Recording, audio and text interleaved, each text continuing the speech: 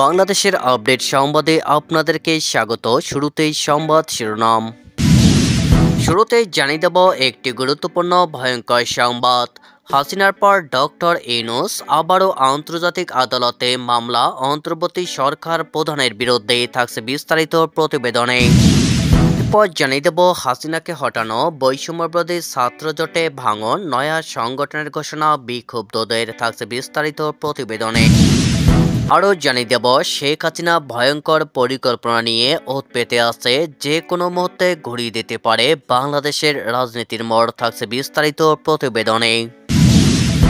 এদিকে তারেক রহমানের বিরুদ্ধে গ্রেপ্তারি পরোয়ানা প্রত্যাহার, কবে দেশে ফিরেছেন তিনি, থাকছে বিস্তারিত প্রতিবেদনে। আরও জানিয়ে দেব আদালতে বিচারককেই প্রশ্ন করে বসলেন ফারজানা রূপা, থাকছে বিস্তারিত প্রতিবেদনে। সবশেষে জানিয়ে দেব জুলাই শহীদ ও যোদ্ধারা যত টাকা করে মাসিক ভাতা পাবেন, থাকছে বিস্তারিত প্রতিবেদনে। এতক্ষণ শুনছিলেন সংবাদ শিরোনাম, এবারে বিস্তারিত। হাসিনার পর ডক্টর ইউনূস আন্তর্জাতিক আদালতে আবারও অন্তর্বর্তী সরকার প্রধানের বিরুদ্ধে মামলা। বাংলাদেশে অন্তর্বর্তী সরকার প্রধান উপদেষ্টা ডক্টর মোহাম্মদ ইউনূসের বিরুদ্ধে মামলা দায়ের হয়েছে আন্তর্জাতিক অপরাধ আদালতে। এতদিন মামলা দায়ের করা হয়েছে বাংলাদেশের প্রাক্তন প্রধানমন্ত্রী শেখ হাসিনার বিরুদ্ধে। তার বিরুদ্ধে মামলা দায়ের করা হয়েছে আন্তর্জাতিক অপরাধ আদালতেও। এবার মামলা দায়ের করা হলো বাংলাদেশের অন্তর্বর্তী সরকারের প্রধান উপদেষ্টা মোহাম্মদ ইউনূসের বিরুদ্ধে। ইউনূস ছাড়াও অন্তর্বর্তী সরকারের বিভিন্ন উপদেষ্টা এবং অন্যদের বিরুদ্ধেও সেখানে মামলা দায়ের করা হয়েছে বলে জানিয়েছে আওয়ামী লীগ নেতা এবং সিলেটের প্রাক্তন মেয়র আনোয়ারুজ্জামান চৌধুরী। এই মামলা দায়ের করার সঙ্গেই উপযুক্ত প্রমাণ এবং নথিও জমা দেওয়া হয়েছে বলেও জানিয়েছেন তিনি। উল্লেখ্য, ইউনূস ক্ষমতায় বসার পরে এই প্রথম তার বিরুদ্ধে কোনো মামলা দায়ের করা হয়েছে। আন্তর্জাতিক অপরাধ আদালতে ইউনূস ছাড়াও বাংলাদেশের বিদেশ উপদেষ্টা তৌহিদ হোসেন, উপদেষ্টা আসিফ নজরুল, নাহিদ ইসলাম, ইউনূসের বিশেষ সহযোগী মাহফুজ আলম সহ মোট ৬২ জনের বিরুদ্ধে এই মামলা দায়ের করা হয়েছে। গত ৫ আগস্ট ক্ষমতাচ্যুত হন শেখ হাসিনা। তারপরে তার বিরুদ্ধে প্রায় ২৫০টি মামলা দায়ের করা হয়েছে। গণহত্যা এবং মানবতাবিরোধী কাজের অভিযোগ এনে হাসিনার বিরুদ্ধে অভিযোগ দায়ের করা হয়েছে আন্তর্জাতিক অপরাধ আদালতেও। হাসিনার বিরুদ্ধে গ্রেপ্তারি পরোয়ানা জারি করা হয়েছে। এই সময়ে ইউনূস ও তার সরকারের অন্যান্য উপদেষ্টা এবং ছাত্র আন্দোলনের নেতাদের বিরুদ্ধে মামলা দায়ের করা হয়েছে আন্তর্জাতিক অপরাধ আদালতে। কী কারণে এই মামলা দায়ের করা হয়েছে তাও জানিয়েছেন সিলেটের প্রাক্তন মেয়র। তিনি বলেন, ইউনূস সহ অন্যান্যরা যারা বাংলাদেশে মানবতাবিরোধী কাজের সঙ্গে যুক্ত তাদের বিরুদ্ধে এই মামলা দায়ের করা হয়েছে। এই সঙ্গে তার দাবি সহ বাংলাদেশে প্রায় ১৫,০০০ মানুষ আক্রান্ত এবং নির্যাতিত হয়েছেন। তারাও ইউনূস এবং অন্যদের বিরুদ্ধে মামলা দায়ের করতে চলেছেন। শেখ হাসিনাকে উচ্ছেদকারী বৈষম্যবিরোধী ছাত্র আন্দোলন ভেঙে টুকরো টুকরো হয়ে গেল। সোমবার ১৭ ফেব্রুয়ারি নতুন সংগঠনের কথা ঘোষণা করেছে জুলাই আগস্টে হাসিনা বিরোধী আন্দোলনের নেতৃত্বে থাকা বেশ কয়েকজন সমন্বয়ক। যদিও নয়া সংগঠনের নাম এখনও প্রকাশ করা হয়নি। আগামী কয়েকদিনের মধ্যেই নতুন সংগঠন এবং পূর্ণাঙ্গ কমিটি ঘোষণা করা হবে বলে জানিয়েছেন বিক্ষুব্ধদের নেতা আবুল বাকের মজুমদার। বিক্ষুব্ধদের নতুন সংগঠন গড়ার ঘোষণা যথেষ্ট ইঙ্গিতবহ বলে মনে করছেন রাজনৈতিক বিশ্লেষকরা। জুলাই আগস্টে কোটা তুলে দেওয়ার দাবিতে গঠিত হয়েছিল বৈষম্যবিরোধী ছাত্র আন্দোলন নামে একটি সংগঠন। ওই সংগঠনের সমন্বয়কের দায়িত্ব দেওয়া হয়েছিল বেশ কয়েকজনকে।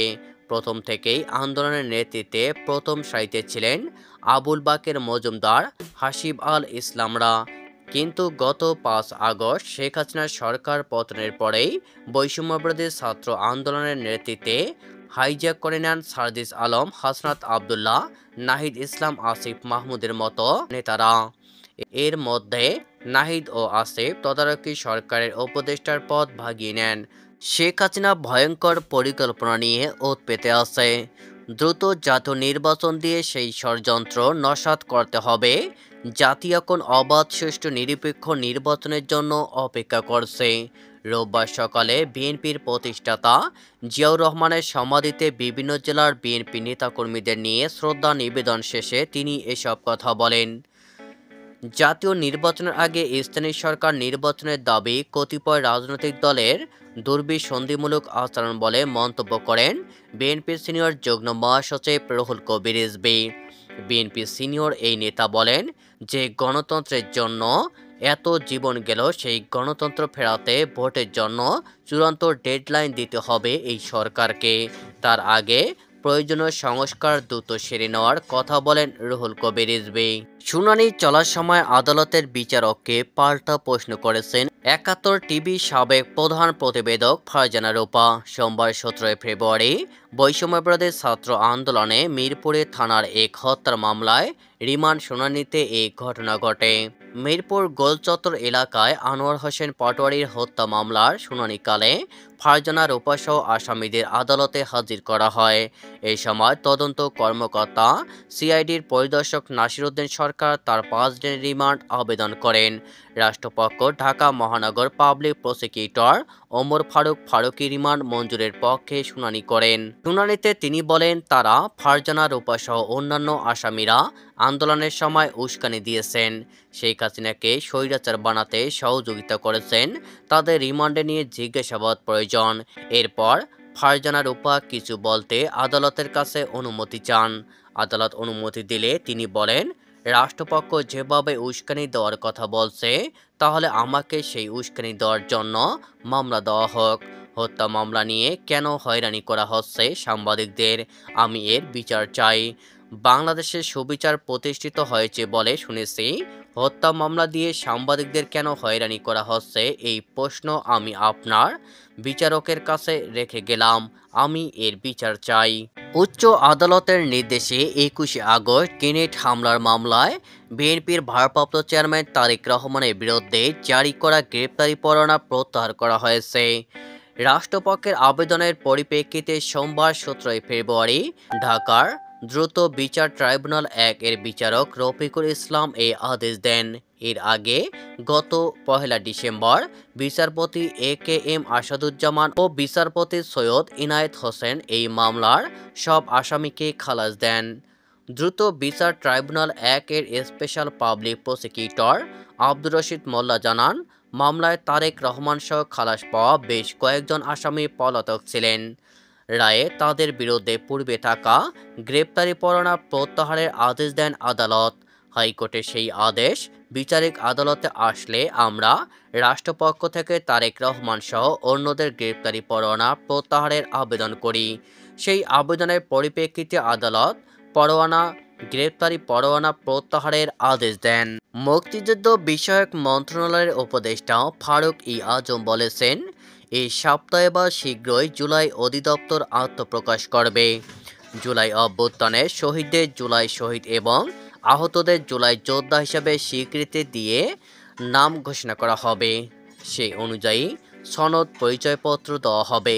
তিনি বলেন, স্বীকৃতিপ্রাপ্ত জুলাই যোদ্ধারা ক্যাটাগরি অনুযায়ী এককালীন ও মাসিক ভাতা পাবেন। সোমবার জেলা প্রশাসক সম্মেলনের দ্বিতীয় দিনে মুক্তিযুদ্ধ বিষয়ক মন্ত্রণালয় এবং দুর্যোগ ও ত্রাণ মন্ত্রণালয়ের অধিবেশন শেষে উপদেষ্টা সাংবাদিকদের এসব কথা বলেন। তিনি বলেন, ৩টি ক্যাটাগরি করা হচ্ছে। এ ক্যাটাগরির যোদ্ধারা এককালীন ৫ লাখ টাকা ও মাসিক ২০,০০০ টাকা ভাতা পাবেন। বি ক্যাটাগরির যোদ্ধারা এককালীন ৩ লাখ টাকা ও মাসিক ১৫,০০০ টাকা ভাতা পাবেন। আর সি ক্যাটাগরির যোদ্ধারা পুনর্বাসন ও সরকারি চাকরিতে অগ্রাধিকার পাবেন।